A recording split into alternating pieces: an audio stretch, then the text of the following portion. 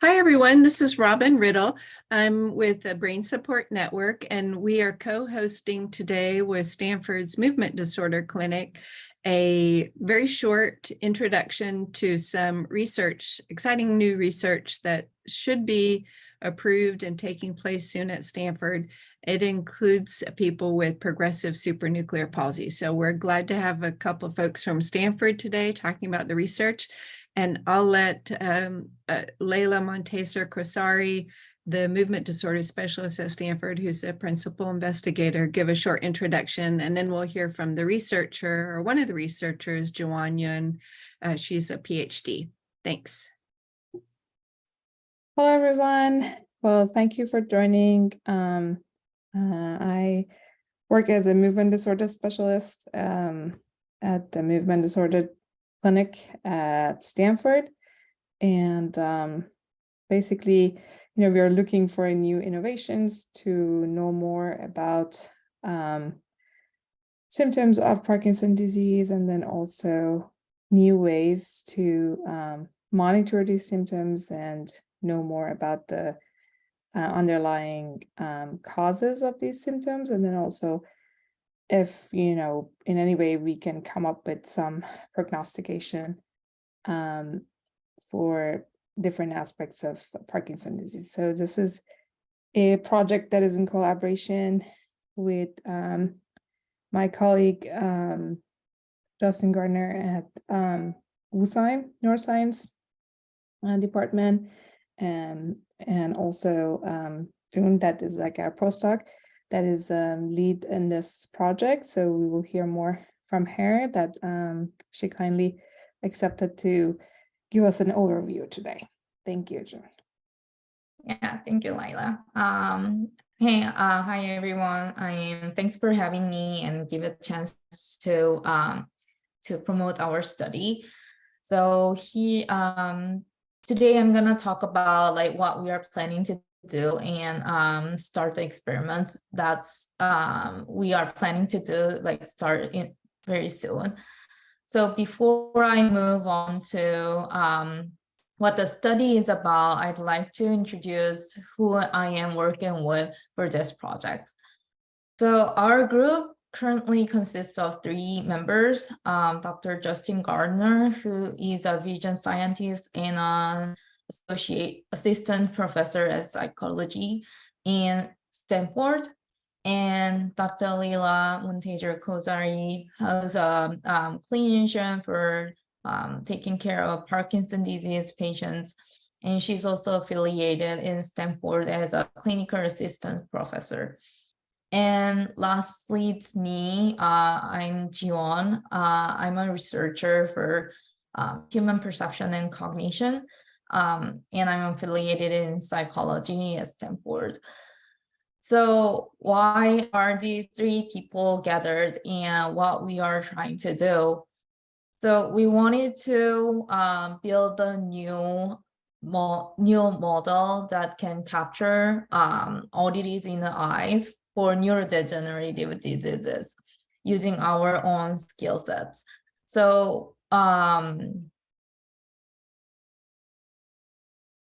in the this new neurodegenerative disease tracking method will be easy enough to use in daily life.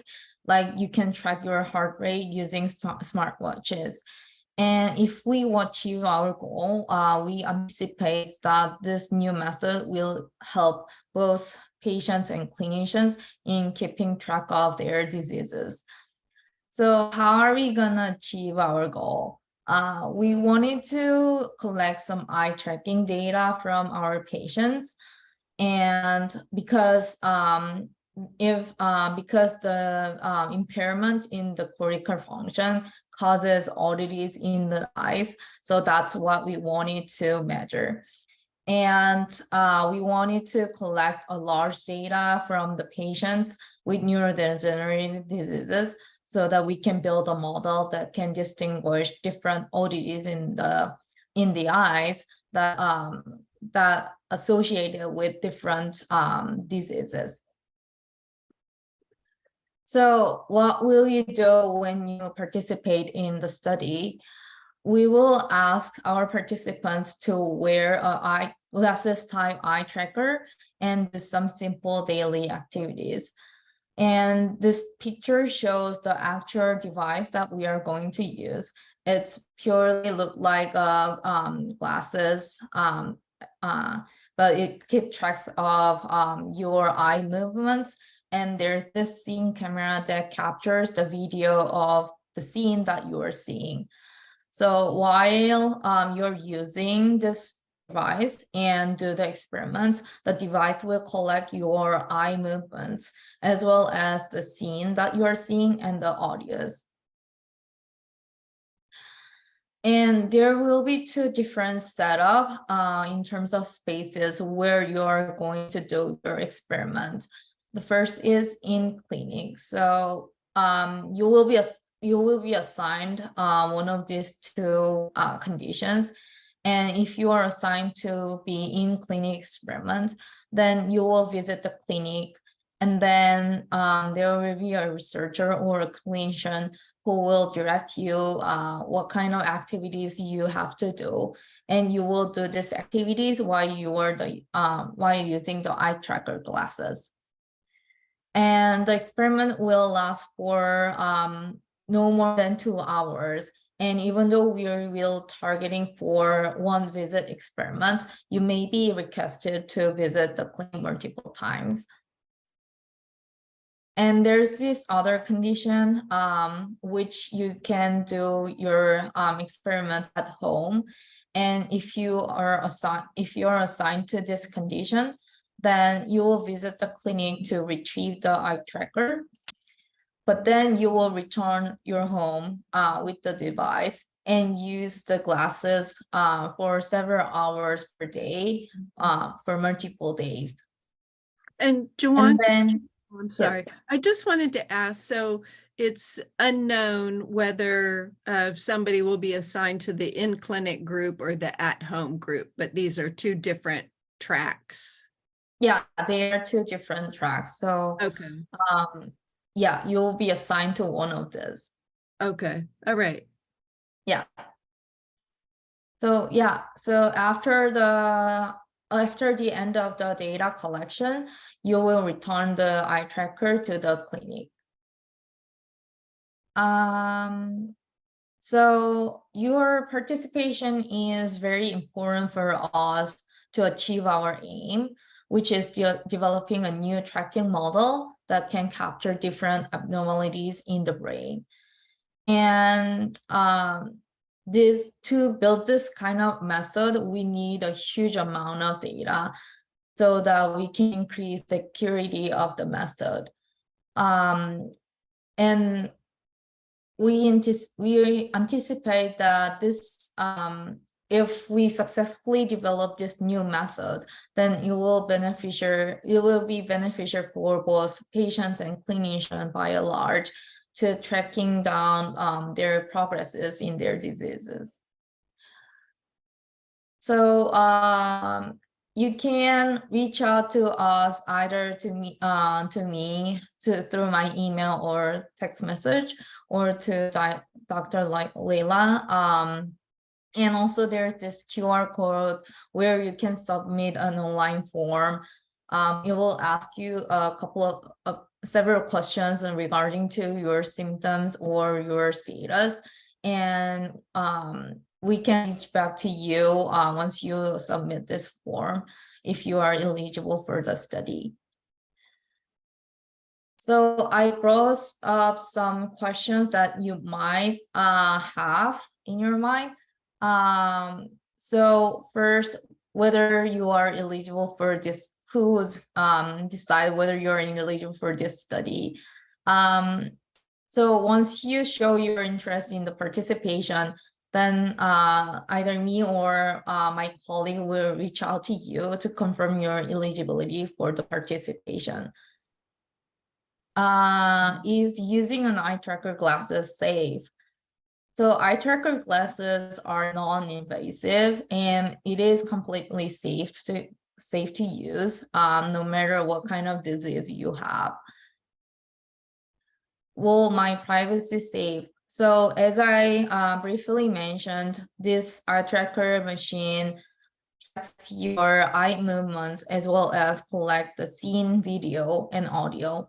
So we recognize that we recognize it, and also we put the priority on keeping your privacy safe. So we will encrypt all the personal information and save them separately from the data that we are collecting from the device, so that we can track back to you from your personal information and associate your personal information to the data. And any identifiable information from the collected data will be removed so that we can keep your privacy. And how much will it cost to participate in the study? There will be no cost for the participation, and qualified participants may receive some participation fee.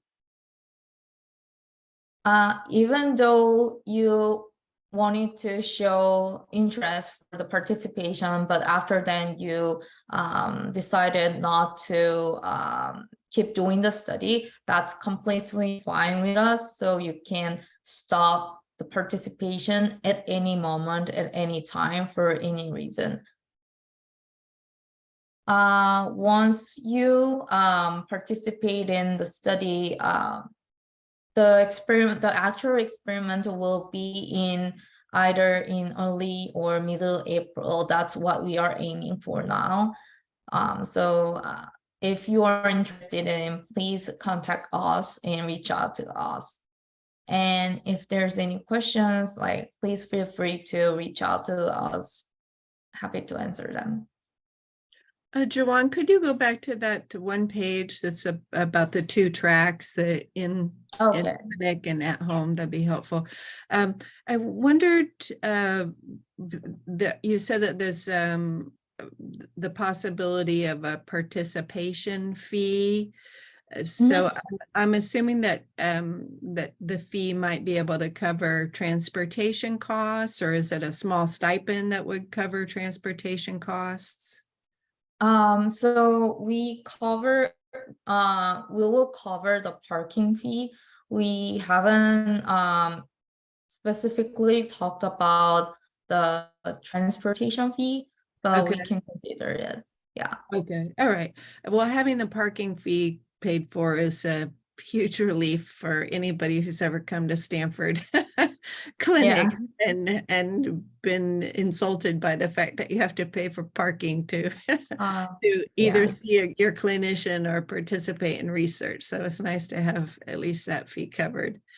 If anybody else has questions, you could raise your hand. Again, I prefer that you not say your full name if you have questions, just because we're recording things, and I would like to protect everyone's privacy. So if anybody has questions, they can either raise their hand or type them into the chat or the Q&A box, either one. But I'll try to come up with some questions. So this looks, the neon glasses, I think, are the Google glasses, right? Or one version of the Google glasses. It's a little different from Google Glasses. Google Glasses doesn't actually capture your eye movement or collect the records of it, but this one does, yes. Okay, great. Yeah. And these are the glasses, do they come in certain widths? Because we all have different, head widths. And I assume you would have various sizes of glasses there that would fit each person, each participant. I think these glasses are just have like the regular size of the regular glasses. So it would be like fit for most of the people, I assume. Okay. All right. I think. Yeah. So we got a request to please put up the QR code again. So people can, and I will also follow up with an email to everyone with the contact information for Jiwon and this QR code. I'll include the tiny URL in my email follow-up. Thank you. Let's see, what else did I want to ask? Oh, how many people with PSP are you hoping to enroll in this study? So we are currently targeting to recruit participants for like 16 participants for each group. Okay. So PSP and Parkinson patients with and without like mild cognitive deficits and healthy subjects, like 16 per each group. Okay, and then there are 3 groups or 4 groups? 4 groups. 4 groups. Okay, PD with and without cognitive impairment, PSP, and then healthy controls. Right. So potentially somebody with PSP could come to the clinic and along with their, say, family member, a partner or adult child or any caregiver, any friend or family member, and both people, but if they assume that they're both accepted into the study, both people could participate in the study. Is that right? Sorry, can you rephrase your question? Yeah, again? so say if my father were still alive, he had PSP, clinical diagnosis of PSP. Say he and I both applied to participate in the study and we were both accepted. He and I could potentially come to the clinic at the same time and both pick up our glasses at the same time, and we could both then contribute to the study. I being a healthy control, Right.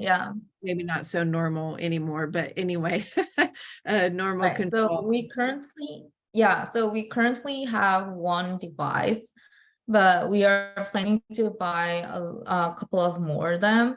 But so given that we only have 1 device for now, like you can like not do the experiment simultaneously, but you can like, you know, one person can do and the other one other person sequentially is possible, Robin. Okay. All right. Simultaneously, not at the moment. Okay, and sequentially at the clinic would be possible, but not sequentially at home. Yeah, if you are assigned to, so in the beginning phase of our experiment or our study, we are planning to do in-clinic experiments more than at-home experiments. Okay. So currently, yes, you both can do your experiments in the clinic. Okay, and if you could go back to the in-clinic versus the at-home page. So initially, it sounds like you're doing mostly in-clinic, and if 2 people in one family requested that they be in clinic, that could be accommodated, perhaps. Yeah. Okay. Right. All right. And what under the in-clinic side, it says the experiment will last for 1 to 2 hours. And obviously you're having people look at specific objects, you say, and do some daily activities. And it also says you may be requested to visit the clinic multiple times. So what would that mean? So we are just wanting to be very conservative in making this statement here, I think. So depends on your like severity of the symptom, you may or may not be able to do certain activities more easily than the others, and that might, you know, slowing down the time of doing or completing an activities. So that's why we kind of set this experimental time more generously than we are actually expecting. Okay. So yeah, does that make sense to you? Yeah, I mean, that means that if patients cannot, because of their symptoms or some kind of issue that they have on that particular day, not give us like enough data, we might ask them to come again. Okay, but your hope is that the one visit between 1 and 2 hours would be Right. sufficient. Yes. Yeah, okay, great. You haven't really said much about the inclusion or exclusion criteria. Does anybody with a PSP diagnosis, is anybody acceptable? Do they need to, for example, is it okay if they use a walker or in a wheelchair? What could you say about that? Yeah. So the patient has to walk themselves, even though using the cane would be okay, but has to have certain amount of locomotion,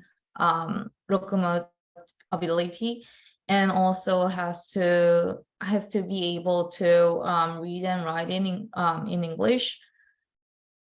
And we are, so in the QR code, it will ask you those simple questions about your basic abilities. And with that, we can screen patients for our studies participation. And also we'll do some cognitive tests afterwards. And for this PSP particular test, we aim to recruit participants who doesn't have deficits in their cognitive ability. So with this test, it's a simple test, and you have to, for the participation, you have to have certain certain number of score for this test to participate in our study. Okay, Layla, do you want to say anything about that, or? Yeah, so I mean, I think with that, if we are planning to do that in the clinic, I think most likely patients will be able to pass that, but there is a possibility that, I mean, we are keeping in mind doing a MOCA, for example, which is just like, for general cognitive assessment. There is a possibility that patients might not be able to pass it. And then in that sense, they might not be able to participate. Okay, and you're not giving the MOCA exam until people come to the clinic? Yeah, I mean, there is a video version of it that, I know that it's available. That can be done over a video visit. But I think the way as now it's designed that it's going to happen in the clinic.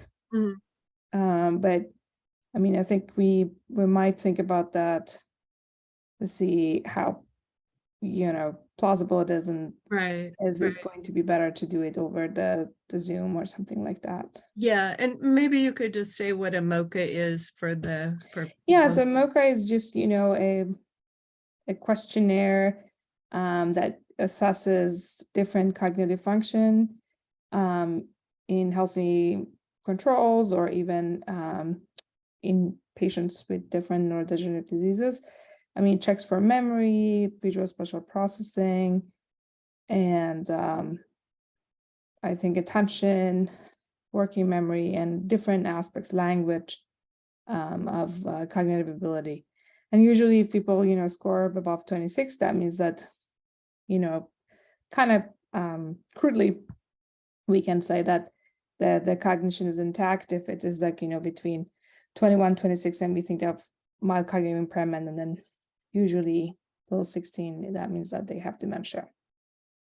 Okay. Let's see, what else can I ask about this? Oh, and so you said people have to have the ability to either walk on their own, or they can use a cane, but using a walker, they would be excluded. Well, I mean, I think a lot of PSP patients are walking with the walker. Yes. So, I mean, it's harder to find one that doesn't. It will be very yeah, so I think we just, it would be much better if they can. I think it is still possible to wear the glasses and walk with the walker. But I think, we can when we have the patients, we will see how we can adjust our analysis in a way that it would be plausible to Right. work with PSP patients. I think we get a better sense that how many patients are able to walk with cane or themselves, or how many they need to have the walker. I mean, if the disease is just like in the early diagnosis phase, then they can. Right. But quickly after, unfortunately, we have a lot of patients that they need to use the walker. Right. Yeah. Let's see. What else did I want to ask? I don't know if anybody else has any other questions, participants. But So I need to jump off. If there Oh, are yeah. any questions, you very please let me much. know. Appreciate it. Thanks. Okay, so well, Jiwon, appreciate your coming today to talk about this study, and I'll be sharing an email with everybody in our PSP group who might be interested in following up, and I'll send that out with the link to the recording of this short meeting. And if anybody has any questions, they can follow up directly with Jiwon, or if you email me, I'll forward the questions onto Jiwon. Thanks very much, everyone. Thanks, Jiwon. Appreciate it. Thank you. Thank you for having me. Bye. Yep. Bye-bye.